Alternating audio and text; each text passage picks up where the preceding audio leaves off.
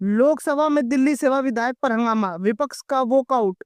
आज लोकसभा में राष्ट्रीय राजधानी सेवा प्रबंधन विधायक 2025 पर जबरदस्त बहस और हंगामा हुआ। विधायक में दिल्ली की नौकरशाही और पुलिस व्यवस्था पर केंद्र सरकार का नियंत्रण को मजबूत बनाने के प्रबंध है। आम आदमी पार्टी और कांग्रेस ने इसका विरोध करते हुए कहा कि यह संघीय ढांचे पर हमला है। विरोध में विपक्षी दलों ने सदन में वॉकआउट किया। गृह मंत्री अमित शाह ने विधायक को संविधान सम्मत बताते हुए कि दिल्ली केंद्र शासित प्रदेश है और उसकी प्रशासनिक व्यवस्था में सुधार जरूरी है। उधर आम आदमी पार्टी ने इसे सुप्रीम कोर्ट में चुनौती देने की चेतावनी दे दी है। चलिए, मणिपुर हिंसा पर सरकार गिरी, राहुल गांधी का दौरा रद्द। मणिपुर में हालिया हिंसा के बाद राजनीतिक तूफान खड़ा हो गया है। कांग्रेस नेता राहुल गांधी ने आज राज्य का दौरा करने की योजना बनाई थी, लेकिन प्रशासन ने सुरक्षा कारणों का हवाला देकर दौरा रद्द कर दिया। कांग्रेस ने इसे लोकतंत्र का हत्या करार दिया। उधर गृह मंत्रालय ने आज एक नई टास्क फोर्स का गठन ऐलान कर दिया है, जो कि मणिपुर कानूनी व्यवस्था बहाल करने के लिए सेना और स्थानीय प्रशासन के साथ मिलकर काम करेगी। विपक्ष लगातार प्रधानमंत्री से इस विषय पर संसद में बयान देने की मांग कर रहा है, चाहे वो दिल्ली की सत्ता संरचना हो या मणिपुर का संकट, जातीय गणना का असर हो या चुनावी निष्पक्षता पर सवाल।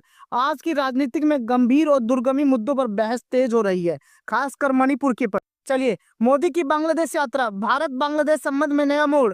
प्रधानमंत्री नरेंद्र मोदी 2 दिवसीय दौरे पर आज ढाका पहुंचे। इस दौरान भारत बांग्लादेश के बीच 7 अहम समझौते हुए, जिनमें जल साझेदारी, सीमा व्यापार और आतंकवाद रोधी सहयोग शामिल है। पीएम मोदी ने बांग्लादेश की प्रधानमंत्री शेख हसीना के साथ संयुक्त प्रेस वार्ता में कहा कि हम पड़ोसी ही नहीं, भागीदार भी हैं। उधर विपक्षी दलों ने इस यात्रा पर सवाल उठाया कि जब देश के अंदरूनी हालात, मणिपुर दिल्ली विवाद तनावपूर्ण है, ऐसे में ही विदेशी दिखावे की जरूरत की। एक खबर रूस और यूक्रेन के बीच से आती हुई। रूस ने यूक्रेन के ओडेसा बंदरगाह पर ड्रोन हमला किया, अनाज संकट गहरा। रूस ने काला सागर के प्रमुख ओडेसा बंदरगाह पर रात भर ड्रोन हमला किया, जिससे कई अनाज भंडार केंद्र और निर्यात टर्मिनल क्षतिग्रस्त हो गए। यूक्रेन के अधिकारियों ने इसे खाद्य आपूर्ति पर हमला बताया है। इस हमले के चलते वैश्विक अनाज आपूर्ति और कीमतों पर गंभीर असर पड़ा है, खासकर अफ्रीका और पश्चिम एशिया के देशों में, जहां यूक्रेन अनाज पर निर्भर था। संयुक्त राष्ट्र और तुर्की ने इसे हमले की निंदा करते हुए दोबारा शांति व्रत की अपील की है। इस हमले से रूस और यूक्रेन के बीच में तनाव फिर से बढ़ता हुआ।